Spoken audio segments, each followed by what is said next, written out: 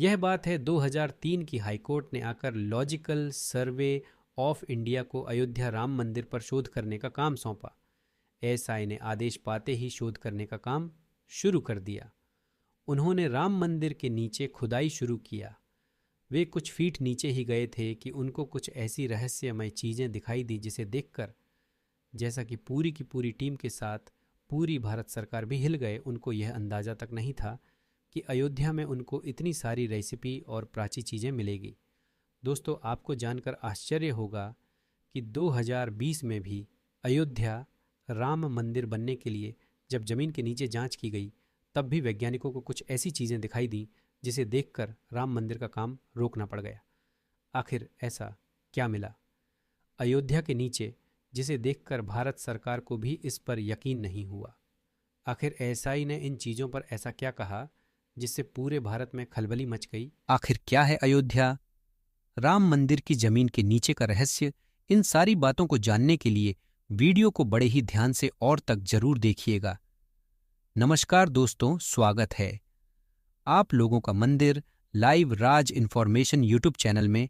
अगर वीडियो पसंद आए तो लाइक, शेयर और चैनल को सब्सक्राइब करके आइकन को प्रेस करना मत भूलिएगा और एक बार सच्चे दिल से कमेंट बॉक्स में जरूर लिखिएगा।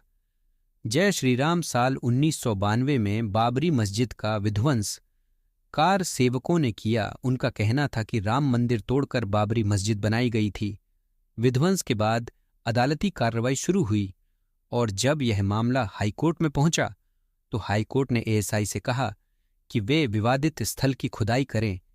इलाहाबाद हाईकोर्ट की लखनऊ बेंच के साथ एएसआई ने खुदाई का काम शुरू किया। इस टीम को बियर मनी हेड कर रहे थे। खबरों के मुताबिक लगभग 2 महीने तक एएसआई ने इस जगह की खुदाई की। खुदाई के नीचे ऐसी चीजें मिली जिसे देखकर सबके होश उड़ गए। 11 जून एएसआई ने अंतिम रिपोर्ट जारी की और अगस्त 2003 में एएसआई ने हाईकोर्ट में 574 पेज के फाइनल रिपोर्ट सौंपी। इस रिपोर्ट में ऐसा क्या लिखा था, चलिए जान लेते हैं।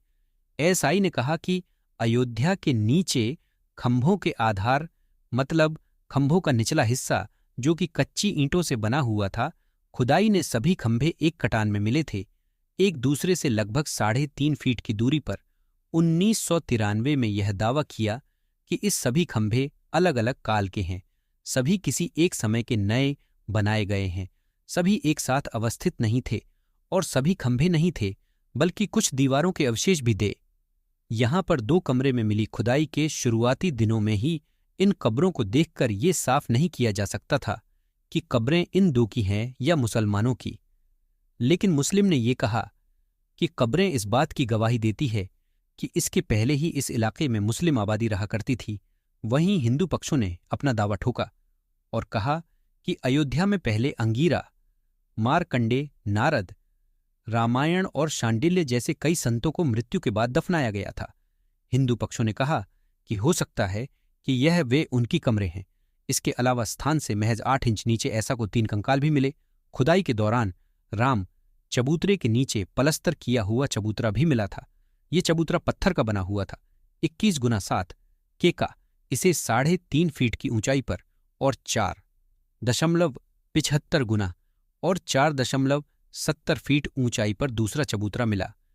इस पर सीढ़ियां थी जो कि नीचे की ओर जाती थी। कई छोटी छोटी चीजें भी मिली, कई छोटे छोटे पत्थर भी मिले। इन पर कुछ न कुछ अंकित था। विश्व हिंदू परिषद ने कहा कि यह हिंदू स्थापना का यह एक सटीक प्रमाण है। इसके अलावा कुछ बटन तांबे के मोहरे जिस पर पेड़ और मोर बने हुए थे, नक्काशी किए हुए पत्थर टुकड़े, आराकोट के तराशे हुए पत्थर जो मानव और पशु आकृतियों की तरह लगते थे, यहां पर इसके अलावा और भी कई प्राचीन काल की चीजें मिली थीं। 2019 में राम जन्मभूमि का मसला सुलझाने के बाद यहां राम मंदिर बनने का काम शुरू हुआ। हाल में ही 2020 में यहां से रण के दौरान काफी पुरानी मूर्तियां मिली। ट्रस्ट की ओर से दावा किया गया कि यहां शिवलिंग मूर्ति, पुरातात्विक महत्व की कई वस्तुएं भी मिली, जैसे कि कैलाश को अमला की आदि खुदाई के दौरान भारी संख्या में देवी देवताओं के खंडित मूर्तियां के आकृति साथ ब्लैक स्टोन के स्तंभ, 6 रेड सैंड स्टोन के सहित 5 फीट का शिवलिंग भी प्राप्त हुआ है। ऐसे ही राम जन्मभूमि परिसर में वर्षों पुरानी मूर्तियों की मिलने की बात फैली तो हर जगह इसकी चर्चा शुरू हो गई। इसको लेकर राम जन्मभूमि तीर्थ क्षेत्र के महामंत्री चंपत राय के द्वारा बयान दिया गया कि पिछले 10 दिनों में हमने मलबे को हटाकर समकालीन का काम कर रहे थे।